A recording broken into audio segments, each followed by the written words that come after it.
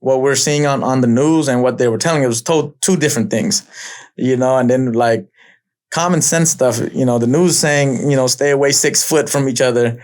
And they're telling us, oh, just, sleep head to toe. So you guys have a little space. Like, that's not 6 foot. Our room, we can't even, in our cell, we can't even get away for 6 foot and we're locked down. So, and then we're open bars. So everybody that walk by, if they cough, it's coming in. So, and we didn't trust what CDCR was telling us. We didn't trust what the administration was telling us, how to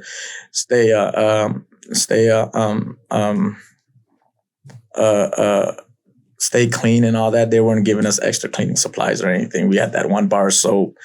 They didn't give us masks until about the end of March. And then they were giving us masks they cut up all the jumpsuits and started sewing them up for us and stuff. And we're like, is this supposed to stop it? Or like, if we're like, this is homemade masks. We don't even know. They were cutting t-shirts up. They were giving us t-shirts to cover ourselves and stuff like that. And then, like I said, I saw the bus coming up from Chino, and my friend Eric that died of COVID, he was there. He's like, fuck, if I get COVID, I'm going to die. I was like, why? He's like, man, I got respiratory problems. And he made his own mask before they gave us. He started ripping his t-shirt up. They were writing him up for like ripped t-shirts and stuff. He's like, man, I'm covering myself up. But he ended up contracting COVID and dying after I paroled. And during that time, I was writing to a noob, letting a noob know, like, man, this shit is fucked up in here. They ain't giving us nothing. And I'm scared to get locked up. If I caught COVID, they would lock me up. And I was scared, like, if they lock me up, are they going to take my parole date away? They could hold me. I was like, nah, I'm trying to get out of here. And I'll deal with ICE. And then during the middle of the outbreak, when everybody's getting sick, an ICE agent came into the prison and talked to me. I was like, I don't want to talk to you, dude. He's like, come talk to me. I was like, I don't want to talk to you. But they made me go talk to him. I say, what's up? He goes like, where were you born and stuff? I was like, man, I was born in a refugee camp and stuff like that. Are you a citizen? I was like, yeah, maybe I am. I was just saying shit. And like, maybe I didn't even want to talk to him. And then he's like, well, check it out, dude. I'm picking you up. I said, when you picking me up? He's like, July 1st, I'm picking you up. I said, how you know that? And he told me, like, shit, CDCR told me I can pick you up anytime I want. That's the date I choose. I was like, all right, then. So then, like, I was gearing up to go to ICE. And then I wrote a letter to a noob and like, hey, he came and saw me. They said they were picking me up July 1st. And during this time, the community, APSC and other orgs were outside San Quentin, like, protesting for folks that were supposed to get out, and then a cop that knew me, he's like, hey, Bun. I was like, what's up? He's like, man, the fuck are you doing? I said, what the hell are you talking about? He's like, man, they got people calling your name outside. I say, what they doing outside? Like, oh, there's protests out there because we haven't seen it on the news, so we really don't know. So the staff coming in, hearing different people name, they're letting us know, like, hey, the community's calling for you guys' release because they know you're supposed to get released, and you guys need to get out of here before COVID hit. And they were doing like, they're like, okay, we're doing tests. They hadn't done tests, and then they finally came to do tests. Like, we're gonna test maybe a handful of folks. They took the folks out to test, came back, they're all positive, rolled them up. Then it's like, okay, we'll test a tier. They test a tier, half the tier was COVID, took all of them. They're like, fuck. So they say, okay, we're going to test one more tier. They test one more tier. Half the folks had COVID already. And during that time, a lot of people was like, oh, it's only a 3-day sickness and then we're winning. But these were like young kids too. I was like, bro, some of us older folks, man, we got issues. And after the second tier, they're like, man, we got to test everybody. I think they were forcing them to test everybody. So they test everybody and they started calling us out. I looked, I was like, man, what kind of test is that? That shit looked like I'm going to get COVID going to get a test. So I was like, I refuse this. I'm gone. I'm done with this. They had us standing outside. And so about 5 days before I was to parole, I think it was like June 25th or so, like that, I caught COVID. I felt it. I was like, oh, shit. Because I was getting hot at night. I was getting slow temperatures. So I used to wrap myself up, put the fan on my head, just cool down my head. And in the morning, they would test us for temperatures, and I used to cool my mouth down, test temperature. They're doing like, every building had like close to almost 500 people. So they're just coming doing this, and once you get away with that, testing your temperature, you're good. But I knew I was sick already, and I was like, damn, I'm sick. The day they called me for parole, my whole plan was like, okay, ICE is gonna get me. I'm sick. As long as the ICE van leaves the prison, then I'll let them know, like, hey, you guys messed up. I'm hella sick. You better, go test me or anything. But I was standing there, and I knew I had to have one more test before they paroled me. So when the nurse came, she's like, man, I'm supposed to test you for COVID, but it'll take a long time for it to come back. So they're like, I'm going to take your temperature. I'm not even do a COVID test. So I cooled down my mouth and I passed. Once I passed and I saw them taking me to a normal van, not an ICE van, I was like, shit, they made a mistake. What the fuck? Because it looked like I was going to ICE because they separated me. Folks that was getting parole was in one cell and I was in a cell by myself, and I knew what that was. If you're in a cell by yourself, it's gonna say ICE right on top, and they'll write ICE on there, so they know not to let me out until ICE come get me. But they didn't. They're like, hey, put his ass in the van and he's gone. So they put me on a van. I was like, ooh, I got away. But right before the gates, they stopped. And then the sergeant's like, hey, you got paperwork on them? And the dude's like, I don't know. They just told me to parole them. Like, nah, go get paperwork on them. And then I was like, fuck, I got caught in front of the gates. And lucky this time I had an asshole cop. He's like, man, fuck this shit. I'm going to go a bathroom break for 15 minutes. Well, whatever paperwork you got to do it here. And they left me in the van right in front of the gates. I was like, shit. And I'm looking back and forth, nervous, and I had anxiety. I was like, man, they just caught me here. I don't know what they're going to do. And I thought they were just going to move the van out of the gates and then have ICE just come pick me up there because, they're like, it might be because of COVID, they can't come in. But they took me to the bus station, and then I didn't know APSC and other folks was in the back trying to protest ICE if they took me. And the cops didn't tell them. They just left them out there, and they were over there just waiting for me to come out the back. And I'm at the bus station. I don't know what to do. I've been away for 23 years, and they didn't give me money. They gave me a card. I went to the store and like, hey, man, how about if I buy this, but you charge $2? I need change to call.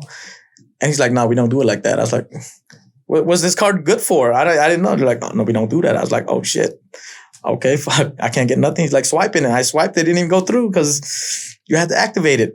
I don't have no phone to activate nothing. I was like, oh, shit. So I went back to the bus station and I saw a payphone, and I was trying to remember how to make a collect call. Back in the days, I was like, what do I press, 1 or 0? So somehow I started pressing button, and the operator came on and asked to make a collect call to a noob. Then when I called Anoop, and it took too long, I said, damn, I messed up. So I hung up. But then Anoop got the call, and he was trying to pay for it, but I hung up. And then he's like, so Anoop looked up where I was, and I didn't know none of this. I jumped in, I got a bus pass, and I was like, where am I going to go? And the only place I knew was San Francisco. And I saw the sign that said San Francisco, and I asked the bus driver, could I get in with this? He let me in. I was like, all right, go, cool, go. I'm going to Frisco somewhere. Because in my mind, because I talked to my uncle like a few months before, he's like, hey, fool, if they let you go, you better run. And, I was sick and I was hallucinating. That's all I heard, like, run. So I was like, okay, I'm going to Frisco. So I took off from Frisco, and Anoop called everybody and sent them to the bus station, and they were looking for me over there. So, Anoop, you are waiting for Bun outside of San Quentin, out there with the ICE bus, correct? You guys are protesting ICE on the backside, right?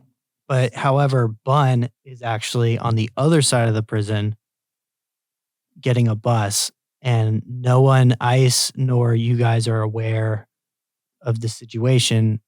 Just take me through all that. Yeah, so we knew Bun was going to be paroling for a couple of months. And at that point, communication inside San Quentin was virtually non-existent. It was almost impossible for folks inside to make a phone call. They weren't letting us visit. Bun, I think, was sending us letters of updates when we could, which is the only information we're getting on how bad the COVID outbreak was in there. But we knew it was bad.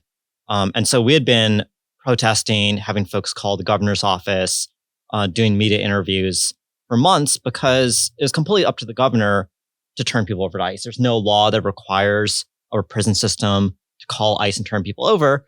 But our prison system and the governor has chosen to actively hand people over to ICE. And particularly during the COVID pandemic, when so many people were sick, we were seeing transfers from prison to prison and transfers from prisons to ICE, causing outbreak after outbreak after outbreak, which is exactly what happened at San Quentin. There's just no reason at this time of urgency for the governor to continue this practice. So we've been protesting, but we didn't have high hopes for our protests to work. So the morning that we knew Bun was about to parole, there was a group of activists and faith leaders at San Quentin. And San Quentin has two gates. Most people who are U.S. citizens go out the front door. There's community there, all is in family to welcome them and hug them, and it's a really beautiful moment. For people who are not citizens, they send them out of a back door, which is hidden, and hand them over to ICE. And so we knew this. So everyone was gathered at that back door waiting for that ICE van. They show up in an unmarked van and hand people over, and we're waiting for Bun to get picked up. I was actually at the ICE office where the van would go, waiting for Bun to show up there. And so that morning we were waiting and waiting and waiting. And I think someone inside prison told us that Bun had gotten arrested by ICE, which ended up not being true. And then I got a missed call from someone trying to make a collect call to me. I don't think I've gotten a collect call since the 90s, and I had no idea how to pick it up. But I got a missed collect call, and it's like, who's calling me collect right now? And then I Googled the phone number, and it was the transit center in San Rafael, which I know where folks get dropped off from San Quentin who don't have family picking them up. So I was like, it has to be Bun. I don't know who else is calling me at 8 o'clock in the morning from the transit center in San Rafael. And so I told everyone who was waiting at San Quentin, he's at the transit center. And so everyone was racing from San Quentin over to the transit center, which is like a 15-minute drive. And so they got there and everyone's running around the transit center, yelling Bun's name out, looking for him. Can't find him. We are pretty sure he's out there somewhere really sick. And then I get another call from some phone number, and Bun had borrowed someone's cell phone on the bus and told me he was on a bus headed to San Francisco, not sure where. So I think most of the buses from Marin headed to San Francisco drop off at the transit center in Soma. So then I told everyone who was waiting at San Quentin to head back to San Francisco and go to the transit center. And then we started planning, okay, what do we do? This was early part of the pandemic. No one was vaccinated. A lot of people were really sick. And it was like, okay, like what kind of reentry plan can we really create quickly for Bun to get him some medical care and do this safely? So we rented a minivan, created a safety shield using some protest banners in the back of the van. And then we're trying to find Bun. He didn't have a phone. He was out there sick somewhere. So we're running around San Francisco, South of Market, combing the streets, looking for Bun, yelling his name.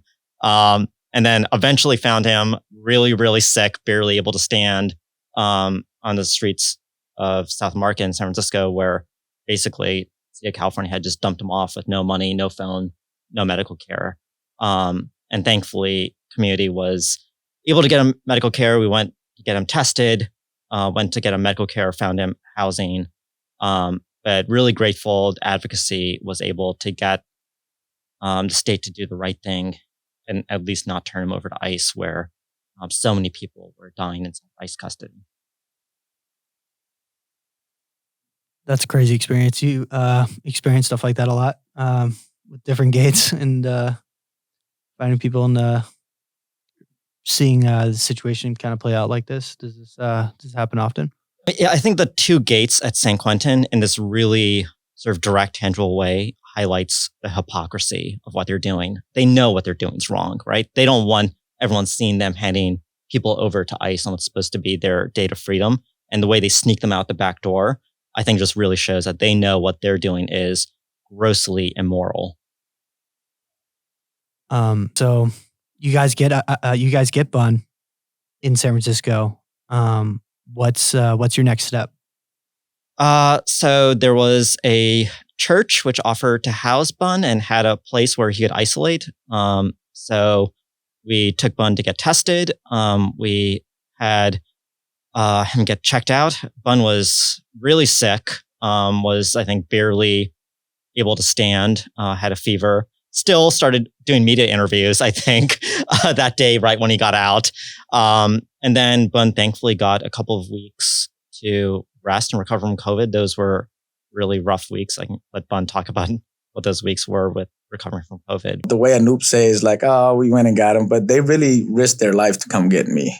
And, back then, nobody's vaccinated, and it was like COVID was just killing people. And then, folks from APSC, Interfaith, the community really, like, risked their life to care for me. Like, CDCR and the state didn't even care. They tried to violate me because I was in Oakland, because I was supposed to parole to San Francisco. So we had to get more community members to like call up the parole agent, like, we got him. And they're like, nope, he has to go to the transition home.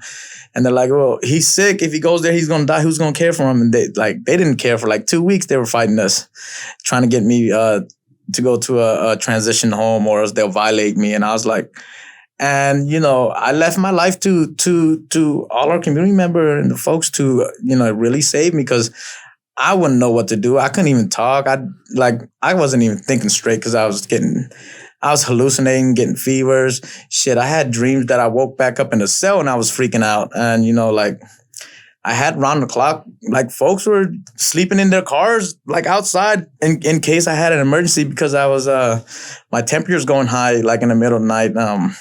Had folks calling me to wake me up and check my oxygen level, check my temperature. And it was like a whole community, man.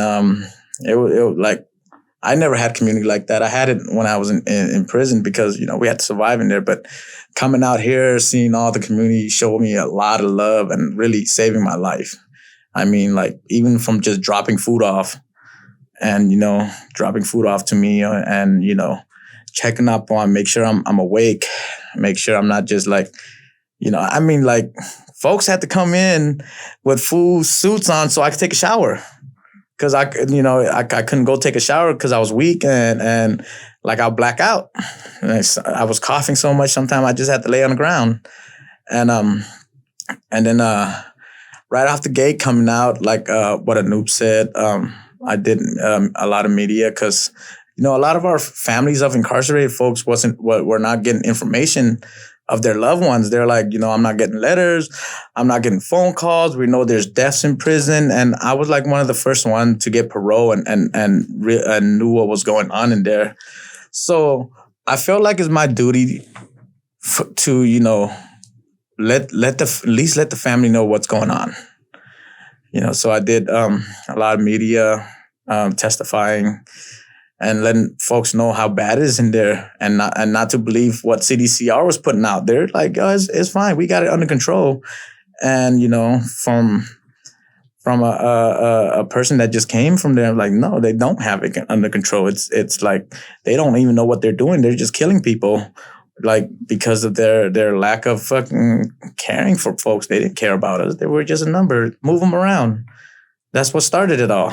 So really, like, Anoop, Nate, Nia, Hen, the interfaith folks, they really saved my life. I don't think I'll be here today if I was detained or without them. I'd probably be lost in the street somewhere, not knowing where to go.